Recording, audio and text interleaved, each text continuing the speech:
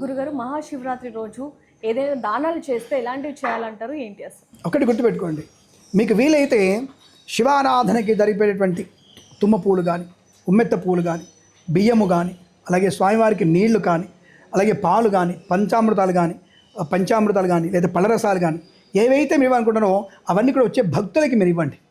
కానుకగా ఇవ్వండి, దానంగా అక్కర్లేదు. ఏదైతే మీరు కానుకగా ఇచ్చారో, ఏదైతే మీరు ఇస్తారో దానికి 10 మీరు పొందుకునే అవకాశం ఉంటుంది. కాబట్టి శివుని పూజ కూడా చేయొచ్చు. లేదు బీదవారికి స్వయం పాకం, పప్పు బియ్యము అవన్నీ కూడా దానం చేయవచ్చు. ఇంకా వీలైంది పళ్ళు ఫలాలు దానం చేయవచ్చు. ఇలా మనకు యద్రోచితే తద్గ్రాహ్యం, ఏదైతే మనం ఇవ్వగలిగే అంటే మనం తీసుకోగలిగేటువంటిది ఉంటే మనకు భగవంతుడు ఇస్తాడు. నీకు ఏదైతే ఇవ్వాలనిపించిందో అది ఇచ్చే ప్రయత్నం చేయి. అంటే నీకు ఇవ్వగలిగింది అవతల వాళ్ళకి ఉపయోగపడేది. నేను అంటే చాలామంది ఈ మధ్య ఏదైనా వస్త్రదానం చేసామని చెప్పేసి గొప్పలు చెప్పుకుంటారు. కానీ యోగ్యమైనది మాత్రం ఇవ్వాలి.